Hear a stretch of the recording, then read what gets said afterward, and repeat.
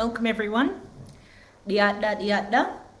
An dhaamsa an isiniif qabu yaa ummata kiyya afaan Oromootiin dubbachuun fedha. And if you want me to speak English, which of course I'm always happy to speak English, feel free to drop a comment, give me a topic so that we can chat more. Because what I'd like to do is be able to communicate. So I realize that depending on who your audience is, some languages can be more effective than others. So let's talk. Ittuma haa fufnu. Let's see how this is.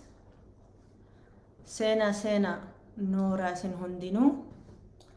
Welcome. Feel free to drop a comment. Waa takka barreesse dubbachuudhaaf ammoo I just want akkanumatti dubbachuu na wayyanaa fakkaata. Isin immoo gaafii yoo qabaatanii bakka commenti kan asirra isin dubbiseetiin isinii deebisuu danda'a. Too early North America Saeed Dasi. Baga hirriba irraa kaatanika. Sila Oromoon martuu hirribuma irraa ka'uu qabanii hirriba rafuu osoo hin ta'in hirriba ka sammuu kennaniyaatu kanarraa ka'uun irraa jira. In argamu ani video kiyya yoo argamame takka naa godhiitiin namni tokko hin argamtuu naan jedhani.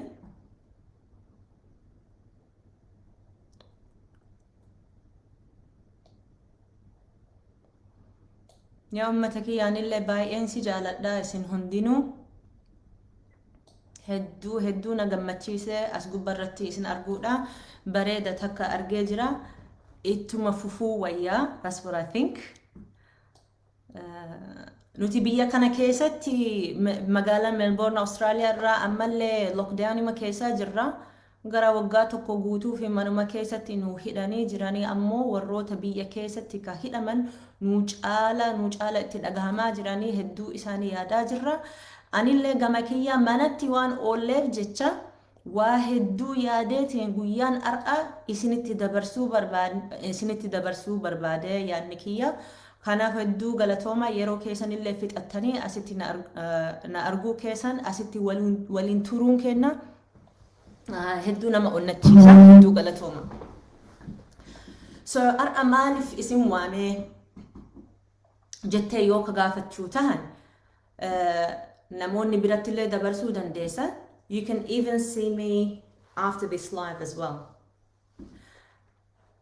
Ani ka jedhuu barbaade. Namni tokko rakkina tokko irra yoo haasawuu barbaadan hiika isaa fiduu qaba. Kanaaf ani wanti jedhuu dhabee malee ani busy ta'ee badee miti gama kiyyaati.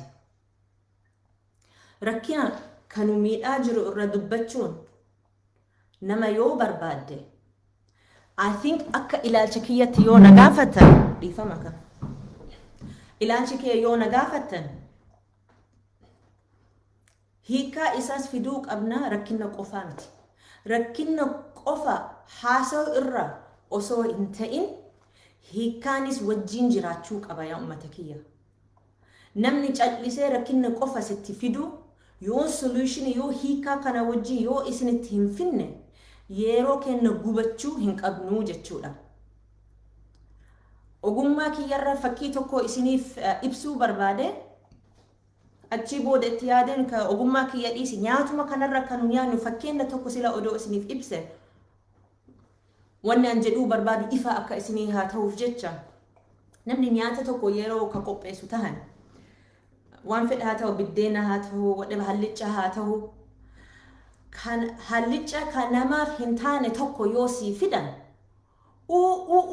jechuun naan taane garaana baasee jechuun uuma jechuudha.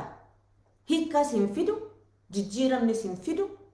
Yoo immoo namni takka eega nyaatee booda jechuu irra hay jedhanii halliccaan kun bar sooqiddaa irra hir'atee foon sirriitti hin bilcheeffamne shunkurtiin kun hin ciramneeyyuu kanaafu namni dhukkubsatee bar jedhanii akkana jedhan yoo ka dubbatu tahan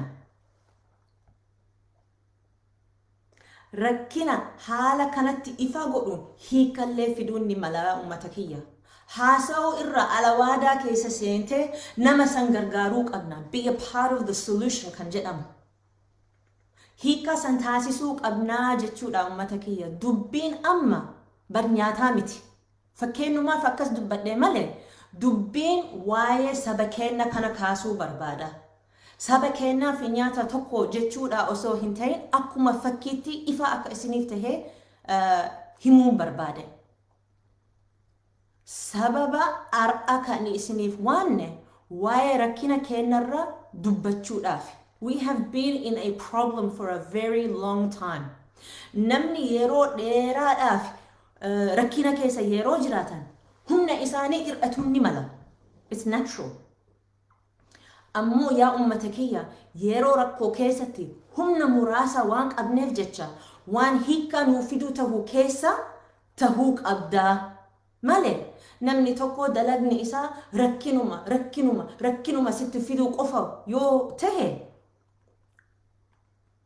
kan siin jedhu ufumarraa cufuu nama sanirraa yookiin nama sanirraa deemuudha yookiin nama sanirraa garagaluu jechuudha. Akkanatti wal arrabsuun Facebook irra ebaluun akkas jedhe ebaluun bitamte ebaluun akkana jechuun humna ofii fixachuu jechuudha. Baga nuu himatte ni beeyna waan haara wallee nuu himuun qabdu ni beeyna uummata kiyya. Ar'a wanni na haasa'uu barbaadu. What I want to talk about today is a problem that needs a solution. So solutionii kana hiikaa kana beekuudhaaf duraan durseen rakkoon maal akka tahe irra walii galuu qabna. Rakkoon heddullee ta'uu ni mala. Rakkoon hedduu ta'uu jechuun hiikaa heddullee ta'uu ni mala. Ammoo maalinni rakkoon sun? Mee rakkoo sanirraa haa dubbannu. Rakkoon keenya ka Oromoo hunda diigee, ka Oromoo hunda facaasee, ka hiikaa nuu feesise maalinni?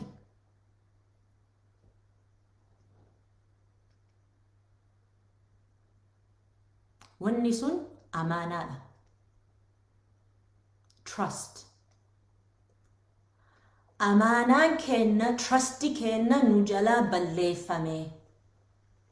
Wal amanuu dhabu ka amma uf keessaa qabnu. It is because badiin guddaa waan nurra dalagameef jechaadha. Madoofnee jirra yaa uummata kiyya.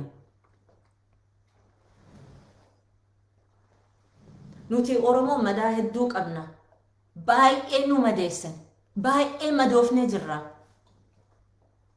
Madaan kun immoo eessarraa burqaa'eme? Diinni keenya osoo gaafatte si garagalchuudhaaf simarra eegalee jedhanii si kijibsiisuun oolan. Rakkoon si hiibar. Sila odoo cal'ifte rakkina kun nutti hin dhufu. Odoo sobamtee akkana si miidhuun qabnu. Jedhanii problema mataa ofirratti garagalchuu wadan. Akkasillee godhuun ool akkasuma godhaa jiran ammallee. Garuu nuti sobamuu qabnu takka bara 2018 2018 keessatti sobamnee lammata sobamuu qabnu. Madaan 2018 sanirra sila haga ammaatitti rakkoon kana hunda amaanaan keenya eega balleeffame irra eegalee jechuudha. Kun dagatamuu hin qabnu. Namni eega amaanaa kee, amantii kee eega tuffatan booda dubbii biratti seenuu hin qabnu. Rakkoon kanaadha, rakkoon paartii kanaa hordoftii, rakkoon ebaluun bitamtee. Maaf akkas tahe? Namni amaanaa keenya yoo hin cabsine bakka kanatti hin gahu jechuudha. Har'a asitti hin taanu. Dubbii biratti seenuu hin qabnu hanga waan sani fix godhuudhaaf hanga waan san tolchutti. What do you think we should do about it? Samuel Galatoon nu gaafataa jira. Don't worry, sanillee ittuma fufa. Rakkoon maal akka ta'e duraan dursaa isiniif ibsuu barbaadeetiin achii booda hiikatti deemna. Why are you silent for a long time? Lata nu gaafataa jira. Ammaan dura isiniif ibsa ammuma live yoo kasee nu taatan maybe hin dhageenye jechuudha. Namni irreecha sii goonaa jedhee kitaaba sii baafnaa jedhanii mana sii binnaa jedhanii nageenyi kee sii eenaa jedhanii kijiba kun hundi kijibuma namni tokko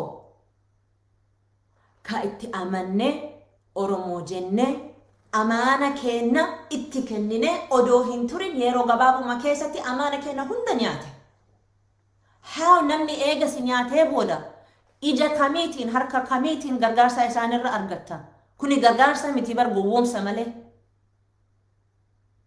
This is why we have trust problems. This is why diinna kenna karaa argatanii nu miidhuu barbaadan. Nu fakkaatee nu miidhan. Akkuma jeedalli goga bineensa ofirraa uffatee nama keessa seenanii waan hunda nyaatan amma garuu nu fakkaatee nu miidhe hin danda'u. Oromoon cittee naan jedhani. Oromoon adda baatee, Oromoon cittee, Oromoon bitamtee bla bla bla kana hunda. Yoo naga baga jedhanii baran. Oromoon yoo akkas tahe cituun jechuu miti yaa ummata kiyya. Cituu jechuu miti uf garsiisuu jechuudha. Uf garsiifattee malee hin cinne bar Oromoon. Oromoon fuula ofii bifa ofii nu garsiifatan malee akka badaatti fudhachuu hin qabnu. Akkuma namni ati beeytu ka waliin jiraattu, ka waliin taphattu, ka waliin guddatte, ka naggaada waliin gootan akka garagalanii waan biraa jedhanii sii dubbisan. Akkuma garagalanii ammallee sitti deebi'uun ni malan. Ati hin beeytu anillee hin beeynu ammoo kanuu beeynu uf beekuu qabna. Kanaafu Oromoon cittee Oromoon akkana taatee jechuun gadduun qabnu. Ar'a dura wanti biyya keessatti deemaa jiru Oromoon harki guddaan abiyyiitti amanan isaatti amannee ija kenna jennee Oromoo kenna jennee dhiiga Oromummaa isaa bilisatu nuu fida jennee hawwina isa jaalanne irraa hirkanne. Akkasiimi waan mallaqaan madaalamuu hin dandeenye isatti kennine. Waa'ee wal amanuu kana irra wanti nurraa gahe wanti xiqqaa miti. Yoo namni tokko nama miidhe yeroo hundaa namni hundu akkasumatti nama miidha namatti fakkaata. Nobody trusts anybody. Akkasiimi? Exactly. Amma gaafiin guddaa garuu madaa kana irra beekumsa kana magaddisiisu kana irratti akkamitti fayyinaa? Akkamitti fayyinaa? Akkamitti wal fayyisnaa?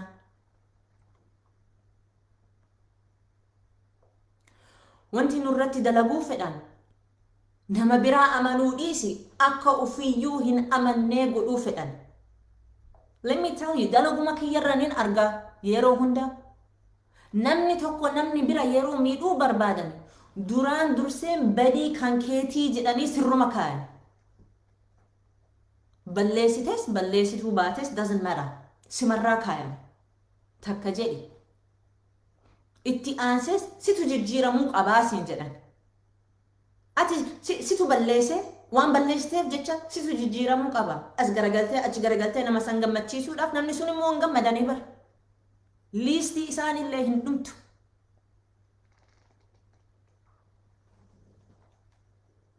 Wanni san yoo dalaguu dhabe maal godhani si fakkaata?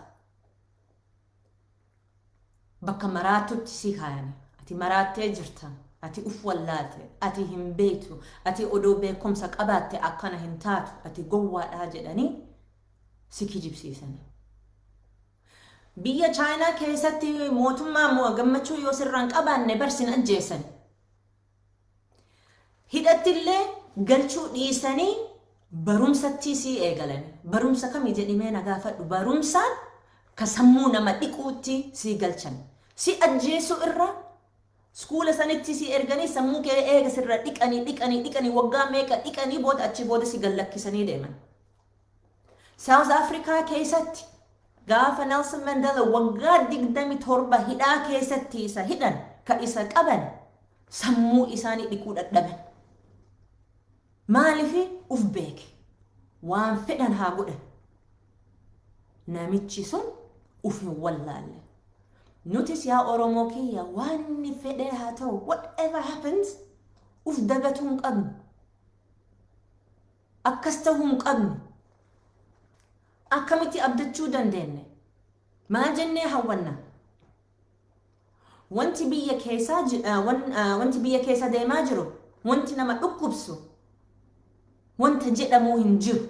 Garuu isaanuu ka barbaadan kanuma fedhani bara. Mootummaan pilaanni isaaniif biyya keessatti sagalee kenna ajjeesuu hidhuudhaaf. Easy. Warra alaa jiru hoo mootummaa biyya sun shokkootanii bara. Sagalee akka qabdan dhageessifatan. Oromoon tun diaspora ima calliftii jedhanii eeganii callisuu dhabne. Ima dubbanne. Achii booda garagalanii abshir magaaluma isaanii keessa seenanii yaada isaanii jijjiiranna. Maalini jechuudha yaada jijjiiru dheengadda Oromoo jennee tokko taane nu hundi bilisoomsuu qabnaa jennee dhaabanne. Amma namni sitti dhufe hoo simo qofa bilisatti baafnaa sii fi maatii kee bilisatti baafnaa jechuun nama kee dagachuu jechuudha. Takka eega saba ofii gattee booda beekadhu booda uf gatuufillee deemaa jirta.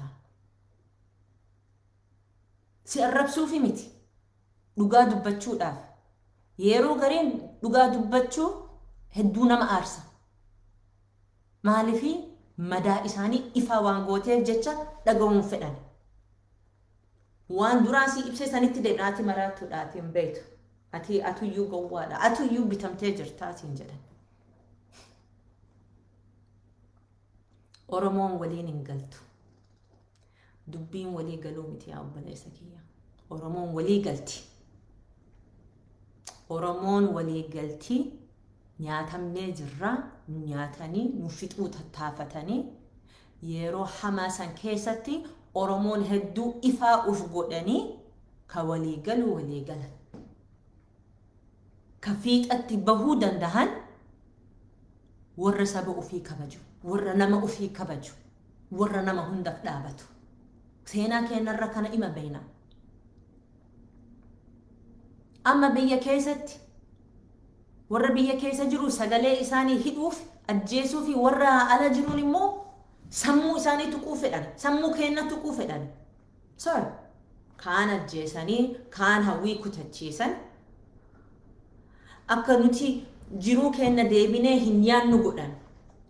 Ufillee akka hin amanne namallee akka hin amanne ammallee akkasuma godhu jedhan.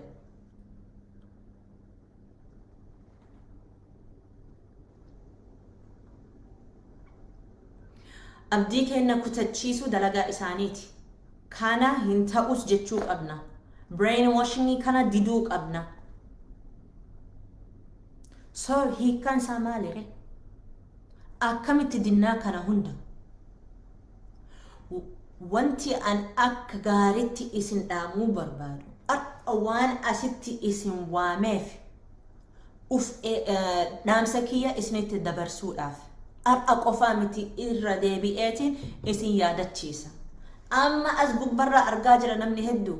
Toltu maaliif akkana hin goone? Ebaluun maaliif akkana hin goone? Maaliif akkana goone? Quba gama kiyyatti akeekaa jirtani.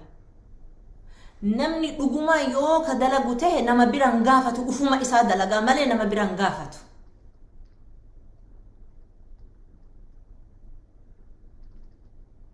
Wanti akka gaarii isinitti dhaamuu barbaadu yaa uummata kiyya yeroo kana keessatti yeroo hamaa keessatti humna muraasa yoo ka qabaachuu taatan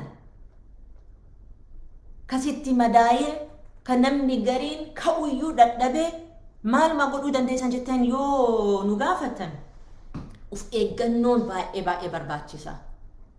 Tokko sobamuu waan jiru lama akka hin sobamne immoo uf eeggadha.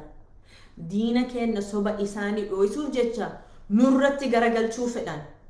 Akkuma Oromoon mammaayitu ijji qaroon dura boottii jedhan. Afaan Ingilizitti yoo hiine crocodile tears kan jedhamu. Naachi yeroo imimmaan buusan bo'uuf jechuu miti waan si nyaatuu barbaadaniif jecha buusan. Nuti argaa jirraa bar. badii ufii dalaga nuti as deebisuu fedhan. Kun ajaa'ibaami. Isaan gatiin kenna gadi buusanii ilaaluu fedhan. Nuti ammoo gatii ol kenna kaasnee uf ilaaluu qabna. Garuu we need to say no waan isaan irraa jiru kana. Ufafuu deemuu qabna. Dheengadda qeerroon akkasuma godhan. Oromiyaa keessa didda bifa hedduutiin argaa jirra. Qeerroo fi qarreen keessattuu ammallee nu onnachiisan. Riski fudhatan. Risk. Facebook irraa dhufu waa barreessuun riski miti bar. Nuuf dhaabatanii plaani biyya sun magaalaa gudditti keessa dhaabanii harka balleessan. Maaf akkas godhani? Harka qullaa qawwee alaatti magaalaa gudditti keessatti seena ajaa'ibaa hojjetan. Because why? Because they took action. Akka hoogganatti uf lakkaayanii ka'anii wama godhuu danda'an godhan.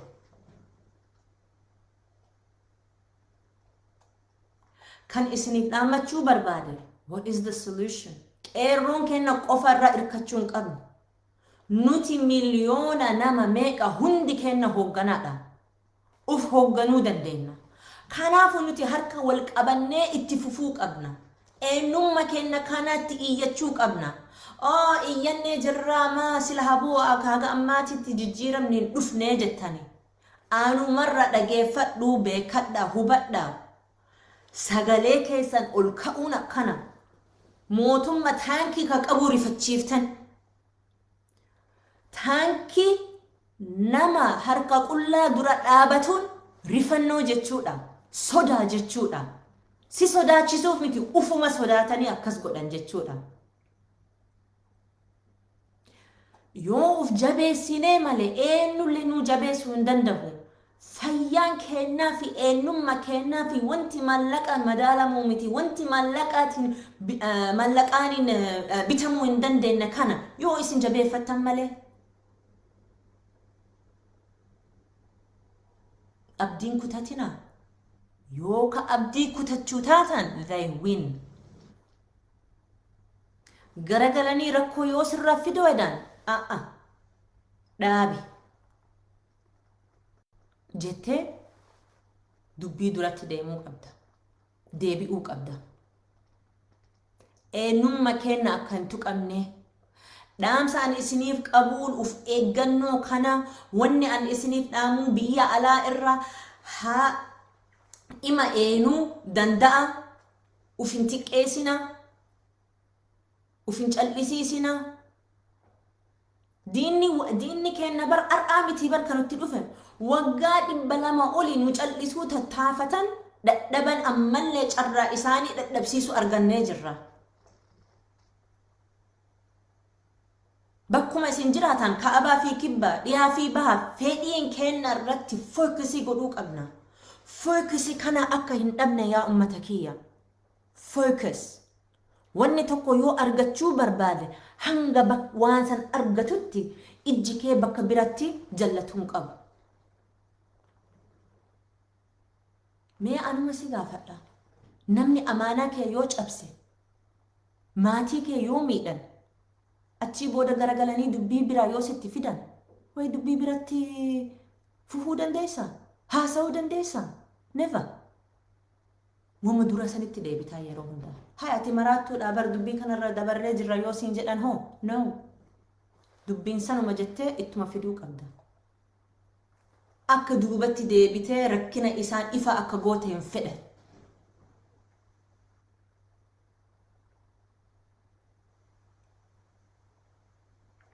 Diinni kennaa alagaa mitii ummatumaa nu keessa bahee jettanii bar yoo na gaafatte namni nu keessa yeroo ifaa uf godhani kuni bar diinummaa mitii bar kuni barumsa akka barumsatti fudhatuu qabna. Namni yeroo uf garsiisani amanuu qabdaa bar waan isaan jedhanii miti waan harkaan godhan amala isaanii waan godhanti amanuu qabdan. akka oromootitti bakka kabajaa saba keenya argachuudhaaf akkuma odaan keenya damee hedduu jira. Damee hedduu qabna. Damee tokkorraa irkannaan damee biraa diddeefi jechuu miti. Odaa sanumarra ta'uu qabdaa malee. So what is the solution? Gabaabuma ar'a isiniif himuu barbaada. Tokkoffaa namni trustii kee amaanaa kee eega cabsee booda kaatee dubbachuu irra dadhabuun qabdu. Dubbiin akka bakka biratti hin galle. Biyya alatti namni ka ati jaalattu, ka waliin jiraattu, ka wajjiin guddatte, ka ijoollee waliin taphachiiftani garagalanii bakka hin taanetti yookaan goruu ta'an uf shakkuun qabdu. Uf hin shakkinaa yaa ummata kiyya. Isin yaadachiisuu miti uf yaadachiisuufillee dhaamsi kun dabarsuun fedha. Namni hedduun yaa ebaluun akkamitti fiixatti bahee ebaluun maaliif akkamitti akka laafatti fakkeessanii fiixatti bahee waa cufaa argatee injifatee jedhan. Because people don't want to do the simple work.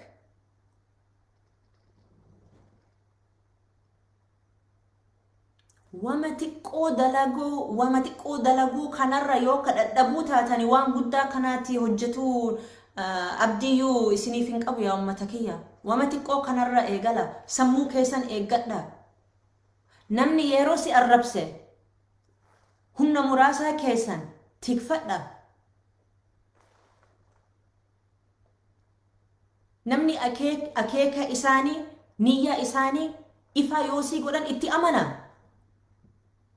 Kaatee yaada isaanii jijjiiruun hojii keetii miti bar. Supporting political party kana deeggaruu qabda, ebaluu deeggaruu qabda, ebaluu deeggaruu dubbiin sanii miti. Dubbii san keessa yoo kaseenu taatan yaa ummata kiyya already gattee jirtanii waan cufa. Kuftanii buutanii jirtanii.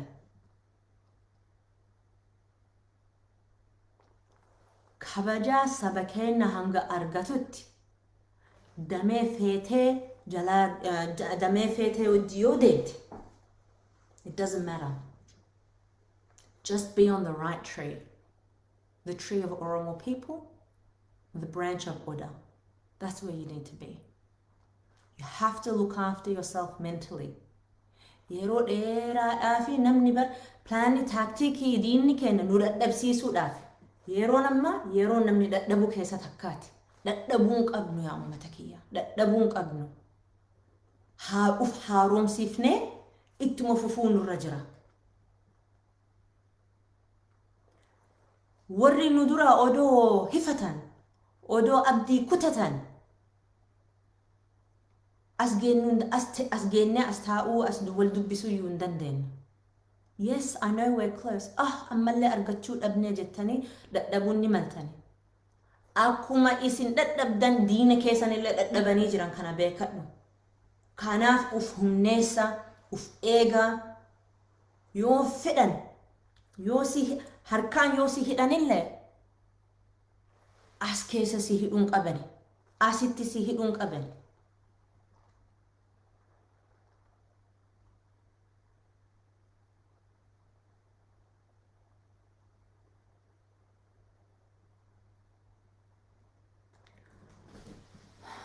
Ani commentii keessan takka dubbisaan jira.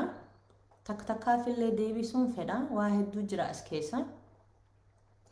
Amma ani ka godhuu barbaadu hedduu dubbachuurra already yeroon dabree jira. Ani fedhiin kiyya amma rakkoo qofa dubbachuu irra fedhiin kiyya asitti wal geennee wal jabeessine akka hiikarra haasa'uu qabnaan fedha fedhiin kiyya.